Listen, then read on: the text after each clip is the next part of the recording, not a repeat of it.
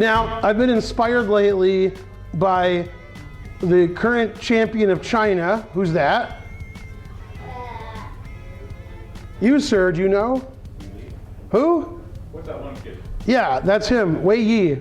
Yeah, exactly. Thank you for weighing in on the subject. And he just turned 16 a few weeks ago, and he's rated in the top 30 in the world.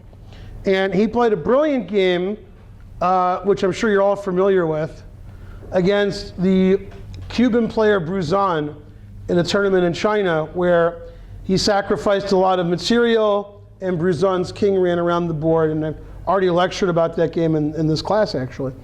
Now, it reminded me of a couple of other games that I've played in my life.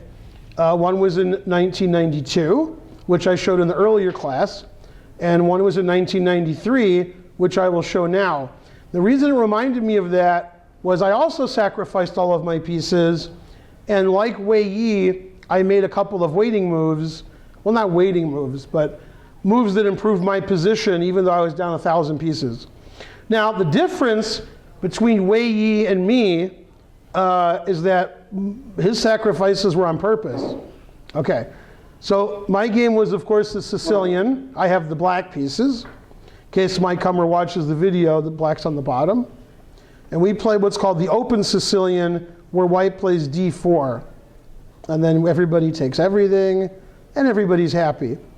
Now, as some of you know, there's a chess tournament ongoing right now at the Chess Club and Scholastic Center. There's a Grandmaster Norm tournament, and I noticed about 15 minutes ago, one of the games in that tournament follows this game for quite some time. Okay, knight's out, bishop out. This is called the Rauzer variation. Some call it the Richter-Rauzer, like the computer does, named after two people. And what's good about this opening, if you like to win, is you usually have opposite side castling.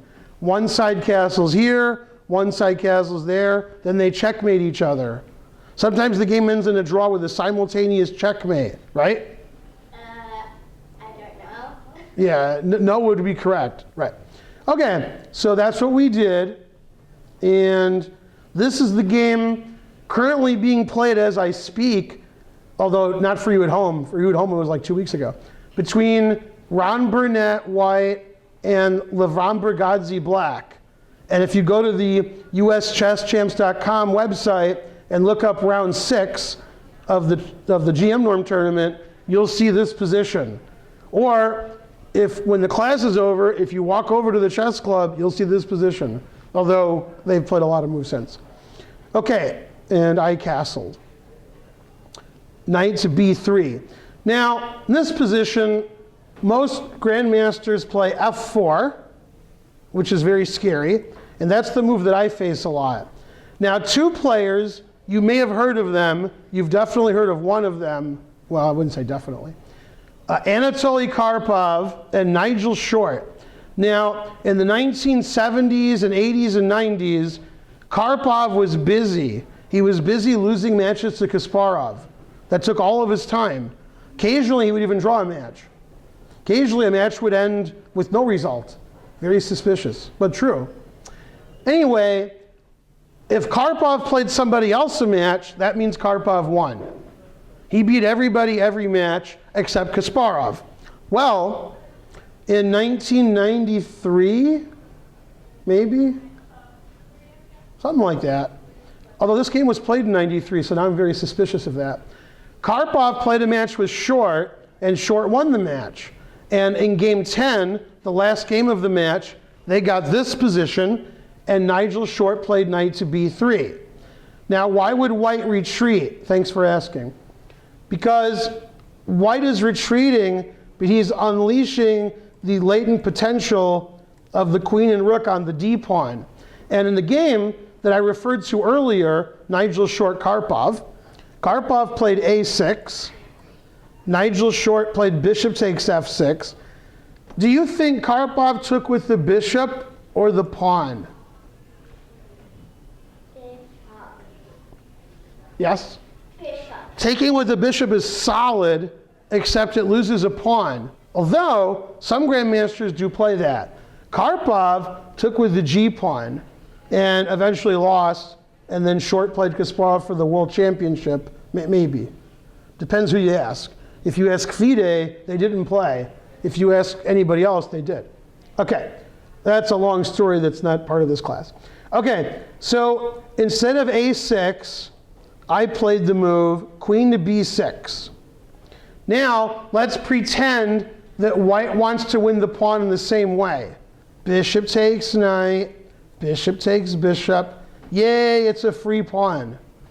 Now, that pawn's not as free as you thought because black can take a pawn. What move can black play here? It takes a pawn. Yeah? Queen takes this pawn. Right. That's why I played queen b6. Very good. Now, my opponent saw that. So after queen b6, he played f3. Now I can't take that pawn because it's not there. Now, if it was white's move, he would take my knight and take my pawn. So I defended my pawn with rook d8. Now, the theme of that would be overworked, or as Julian would say, overloaded. The bishop is defending two things. So if white takes one, then he can take the other once the bishop moves away. However, after rook to d8, my rook is defending my pawn, so I'm not worried about that anymore. Okay, he attacked my queen, but I saw it, and I retreated. Okay, now he played what I like to call a low-rated player's move. And you're all low-rated, so you're going to like this move. You'll be like, oh boy, that's my kind of move. Grandmasters try to improve their position, putting their pieces on good squares. So if white was a grandmaster, white would push his kingside pawns, trying to checkmate black, or white would play king b1, making his king safe. Probably if I was white, I would do some crazy pawn pushing. Rawr. My opponent attacked my queen. Am I not going to see it? And he played knight b5. No grandmaster would ever play that move. Low-rated players love that move. They're like, oh boy, I attacked a queen. See how his knight attacks my queen? So I moved my queen away. That was easy. And my opponent played queen f2. I had played d5 because I like to play in the center. And we traded. And I checked him, and he saw it, and I attacked his knight. Now, my opponent's knight is attacked because I said so. And if he goes back to a normal square, I would play knight takes knight check, and then I would take his rook. And then he would resign. My opponent didn't want to lose all of his pieces. Could have played knight d4, but he attacked my knight. c4. And c4 is? Explosive. Very good. Somebody who's going to class. Now, one of my favorite things to do in chess is to activate my pieces without moving them. It's sort of like exercising without moving. Okay, I like that, right? Okay, now you see my rook on a8 in the corner? That didn't move, did it? Normally, you would move your rook into the center and your rooks would be active. But I took his knight and he took my knight, and now my rook's on an open file near his king. Okay, and we traded pawns. Okay, now, when I played this game in 1993, and I analyzed it over the following years with a chess engine, the chess engine didn't like this next move. However, chess engines have improved, and now they like my moves. And I played a pawn sacrifice. I wanted my bishop to jump through this pawn and attack his king. Can bishops jump over pawns? No. But if my pawn wasn't there, then my bishop could move freely. So I sacrificed a pawn, d4. He was very anxious to take this free pawn. And now white is a pawn ahead, and I played the aforementioned bishop e6. And now I'm attacking the a2 pawn thusly.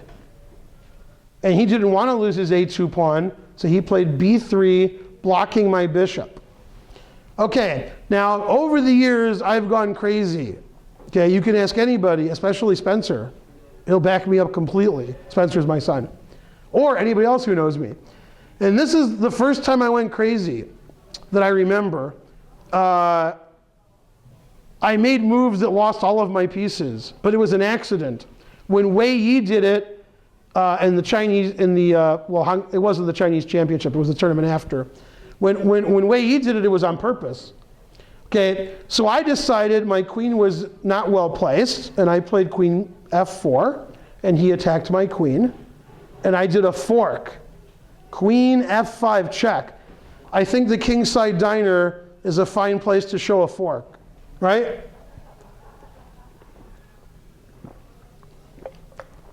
I think Wei Yi didn't have any forks in his games. What would he do? Chopsticks? Yeah? Maybe he had a piano? No, nothing? What's that? Well, you know, they're laughing at home. Okay, now I'm attacking the king, and I'm attacking the bishop.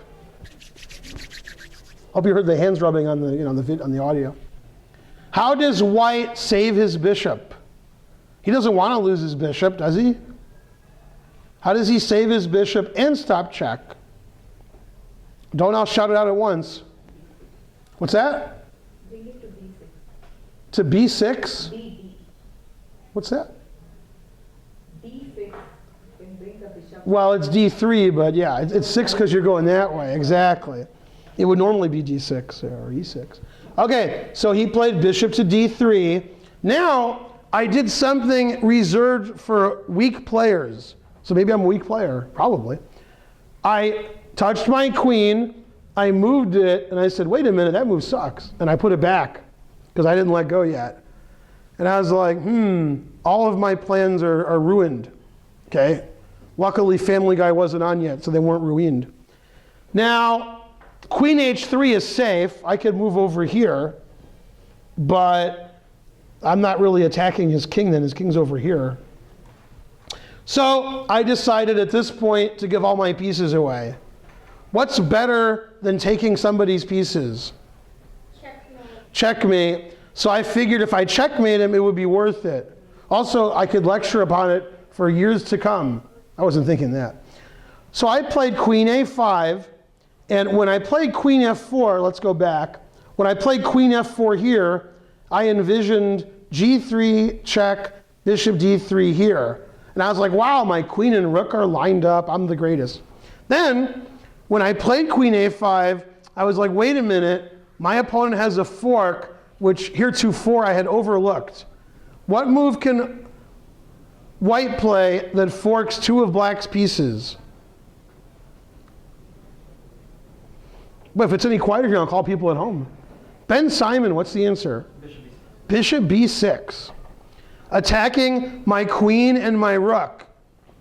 And I'm like, well, that's what happens in chess. I moved my queen, and he took my rook.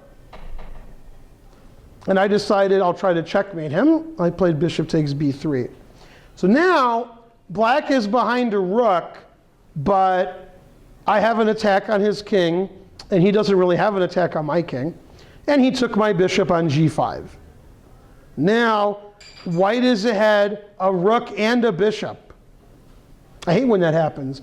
However, I was reminded of this game looking at the Wei Yi game, so I figure I'll show it. Maybe Wei Yi saw this game and it was inspired in his own game. Okay, so I played bishop takes a2 check, and he moved his king. All right, now the whole point of the lecture is this position. Okay, and this would be generally reserved for players over 2,200, but we'll still let Paul have a chance at it. Okay, so this position, white is ahead a rook and a bishop, and white's plan is to run his king over to the king side. Okay, like over there, the king side, no, the king side here. So what most people do is they go check, check, check, check, check, check. Then when they're out of checks, they resign, because you're down a rook and a bishop. However, it would be preferable if white's king didn't run away and white's king stayed on c2, where I could checkmate him. So what move did I make stopping his king from running away?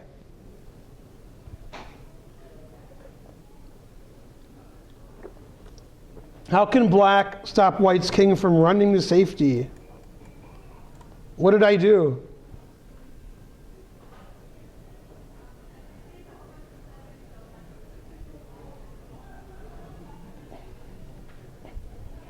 Man, your hand was almost up. Is it up? Aspen, yeah. Lift the rook to the open file so he can't go past that open. Are you talking about this open file? Yeah, that's not so bad. That's a pretty good move. Unfortunately, I think white can block that file with something like bishop e4, or by doing some magic trick. Magic. Okay.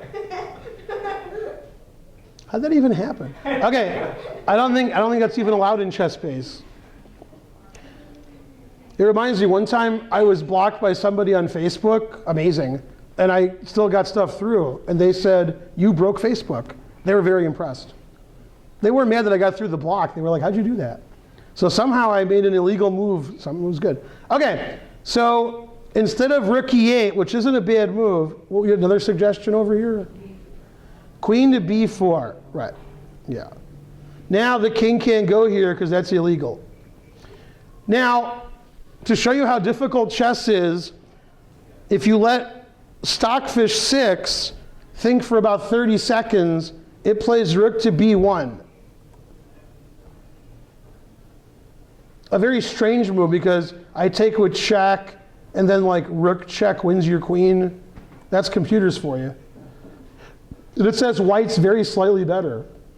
He's up a rook and a bishop. So my opponent played Stockfish's second move. Pretty good because there's a lot of moves here. Played bishop e4. This way the king can run away. Okay, and I played check. And now Stockfish says king b1 is a viable move. Walking into discovered check, taking your rook. Because if I take the rook, you block, and white's still up a bishop, and white has a lot of threats. Queen takes queen, rook takes bishop. So after king b1, Stockfish suggests this is a reasonable way for the game to end. However, my opponent, 550 points lower rated, he said, yeah, I might be lower rated, but I have an extra rook and a bishop. Which reminds me of a funny bridge story. You might have to edit this out, because it's really boring. Barry Crane, no, I'm kidding. Barry Crane, the most famous bridge player ever, and the craziest, by far the craziest, and the producer of the Mission Impossible television show. He was a Hollywood producer. He was considered the greatest bridge player. Well, he had the most master points, but anyway, that's beyond their scope. He was playing against an elderly couple that, weren't very good. And at some point, the couple doubled the stakes of the contract.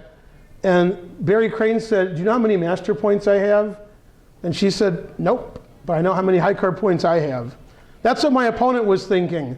I might be higher rated, but he has a lot more pieces. So if he didn't want to draw, even though I'm higher rated, because he has 1,000 extra pieces.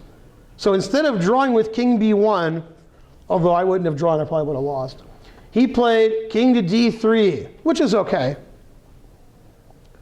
And I played bishop c4 check, and he played king to e3.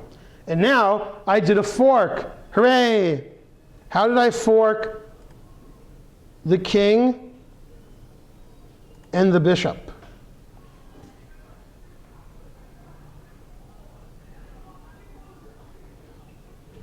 We can't ask Barry Crane. We can't do it. No, it's okay.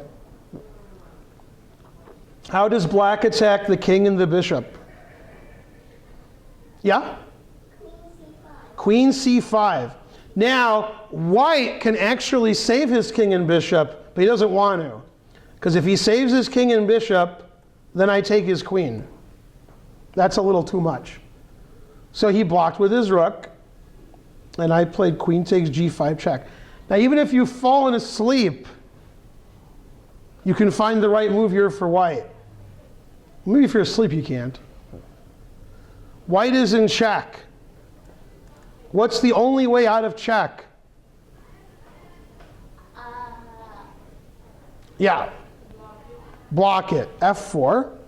Then I checked him again. Rook a3 check. Now, white has 3 legal moves. He can move his king, or he can block with his rook or bishop. If he moves his king, now the queen goes over here, and we have 3 pieces attacking your king. Your king will not survive. The computer announces mate in 8 in this position. A sample variation would be here, check, checkmate. Okay, so my opponent didn't want to get checkmated, so he blocked. Now, when Wei Yi sacrificed all of his pieces, he ended up checkmating his opponent, though his opponent resigned before he got checkmated. In this game, where I sacrificed all of my pieces, I ended up winning them all back. So I was a pawn up in an endgame. I played rook takes rook check, queen c5 check. If he moves his king here, I take his bishop with check. Notice how his queen is attacked, so he can't do that. Or I guess he couldn't. And if he moves his king back to protect his queen, checkmate. And now, the most illegal move of all time is not possible, castles. Illegal for many reasons, all the reasons. Well, the rook on h1 didn't move. It's not all the reasons. But in check, through check, into check, and the king moved. I think only the rook moving is the other reason, right? Almost every reason possible. Okay, so my opponent played king f3, and I did a skewer. If you don't know what a skewer is, then you can't solve it. Yeah. Skewer is when you attack a big piece and a little piece behind it. It's the opposite of a pin. You pin a small piece to a big piece. If you switch them, that's a skewer. How can I skewer the king and the rook? Check. With what? The queen. With the queen, but then his bishop would block and I would cry. So I checked with the bishop. Now, if his bishop blocks, he's the one who's crying. Because if he takes my bishop, I take his queen. So he moved his king, and we traded everything. And after all that rigmarole, I'm up a pawn. Years later, I saw this gentleman again in another tournament on the West Coast, or Nevada somewhere. And he was very upset that he lost this ending. He thought it should be a draw. I disagree. I think black should win with his outside pass pawn. He wasn't upset that he was a rook and a bishop ahead and he got to this. That was fine. But losing this endgame really upset him. Now, in this position, my opponent did something crazy. In this position, if I remember correctly. Notice my king can't move anywhere. It can't move forward because that would be illegal, right? But my opponent was very nice. He's like, no, come on in and take my pawns. Very nice gentleman. He played bishop c4 check, and I'm like, okay. And now, how do you save your pawn? How do you stop me from taking it? With the king. With the king, and then I go take the other pawn. That you can't stop. So bishop c4 was quite a bad move. He thought if he did nothing, he would draw years later. I leave it up to Magnus Carlsen to decide that. I think black should win, but it would take about 50 more moves, if I'm lucky.